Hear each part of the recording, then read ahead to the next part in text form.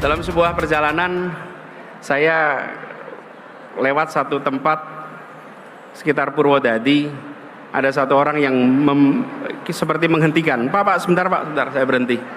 Terus dia cerita, Pak Anies, masalah di negeri ini, padahal ini di kampung nih, adalah soal mafia Pak. Pak Anies, ini mafia di Indonesia ini harus diberantas Pak. Mafia ini harus diselesaikan Pak. Saya pikir benar juga kata dia. Begitu banyak mafia-mafia yang hadir yang membuat kita memiliki ketidakpastian. Kenapa petani harus bersaing dapat pupuk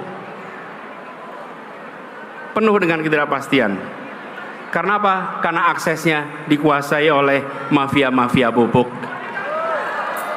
Ketika bicara tentang pekerja migran, banyak dari mereka yang sistemnya dikuasai oleh mafia-mafia PMI, yang mereka berangkat kerja keras dan ujungnya pulang tidak bisa mendapatkan yang selayaknya.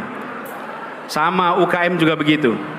Dan mafia-mafia ini berderet. Ada urusan mafia tanah, ada mafia parkir, ada mafia kesehatan, mafia perumahan, mafia pemilu, mafia bansos, bahkan mafia proyek pemerintah. Pakar hukum pidana Asep Iriawan mengakui bahwa saat ini mafia ada di mana-mana. Bukan hanya di bidang hukum, tapi juga di bidang lainnya, mulai dari sektor pertanahan, perpajakan, hingga sumber daya alam. Makanya sekarang stakeholder anak bangsa harus berani. Tadi benar harus katakan, ayo kalau berani berantas nih mafia. Mafia kan tadi semua harus berantas nih. Gini, ya mafia tanah itu kan jaringannya sama oknumnya ya kan. Bagaimana kerjasama PPAT penjual tanah, ya itu kan oknum lagi dengan BPN kan tidak mulai lahir sertifikat. Kalau PPAT-nya tidak mengalihkan peralihan hak kan sekarang banyak hak-hak tanah-tanah negara bagaimana diambil oleh pihak-pihak tertentu menjadi kepentingan tertentu, ya. Tapi sementara hak rakyat tidak dilindungi. Padahal kita menang hak wilayah adat. Itu ini saya lagi bahas nih sekarang mafia tanah. Juga mafia di tanah, mafia di pajak. Kita tahu kejadian kemarin bagaimana kerjasama di kasusnya Rafael. Kemudian mafia kesehatan, bagaimana orang harus menolong kesehatan. Tapi kan buktinya kemarin ada orang jualan alat-alat kesehatan dan sebagainya. Faktanya kan pernah kejadian kasusnya di wilayah Banten dan beberapa daerah. Kemudian mafia yang lebih penting lagi, mafia ya sumber daya alam. Daya alam kita kan fakta bahwa kita banyak permainan-permainan sumber daya alam, tidak hanya minyak, tambang batu bara, tidak hanya nikel. Kita kan tahu itu ada permainan itu. Bagaimana berantas kepentingan, tapi jangan sampai dikuasai oleh kepentingan politik untuk biaya politik, apalagi biaya pemilu.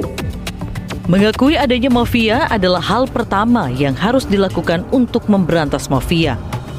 Tanpa mengakui bahwa ada mafia, maka tidak mungkin ada tindakan tegas untuk memberantasnya. Jadi langkah pertama adalah mengakui eksistensinya. Fakta itu ada, kemudian dilakukan satu peraturannya. Yang kedua, deretkan orang-orang berintegritas yang berani, yang kemudian secara sistemik dan sistematis memerangi mafia itu. Dan saya ingin sampaikan kepada semua yang hari ini bekerja di berbagai sektor yang mungkin tidak menyadari bahwa kegiatannya sebenarnya adalah benalu bagi Republik ini. Menanggapi pidato Anies, Ketua Umum Partai Nasdem Surya Paloh memiliki pandangan yang sama bahwa negara tidak boleh kalah dari mafia. Hal itu sejatinya merupakan keinginan rakyat. Ya, memang itu harapan kita semua. Saya pikir kan bukan hanya Pak Anies sebagai capres. Ya, semua kita, semua komponen, semua pemilik negeri ini sebenarnya mempunyai harapan yang sama. Masa kita mentoleransi ya, kehidupan mafia yang ada di tengah-tengah kehidupan masyarakat kita? Kan tidak ada. Siapapun nggak ada yang mau itu. Kepemimpinan yang berintegritas menjadi kata kunci untuk memberantas mafia. Karena itu, Pemilu 2024 menjadi penting untuk memilih pemimpin yang berintegritas dan kompeten.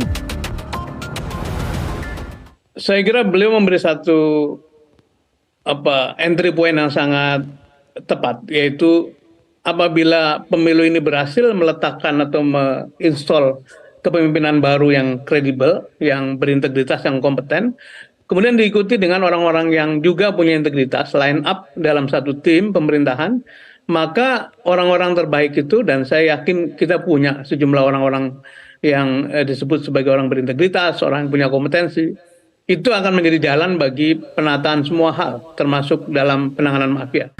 Ada desakan publik yang kuat agar negeri ini terbebas dari mafia di segala sektor. Pada saat yang sama, ada juga komitmen elit, khususnya dari calon Presiden Anies Baswedan untuk memimpin langkah itu. Kini, yang dibutuhkan adalah bagaimana publik dan elit bersinergi untuk melakukannya bersama-sama.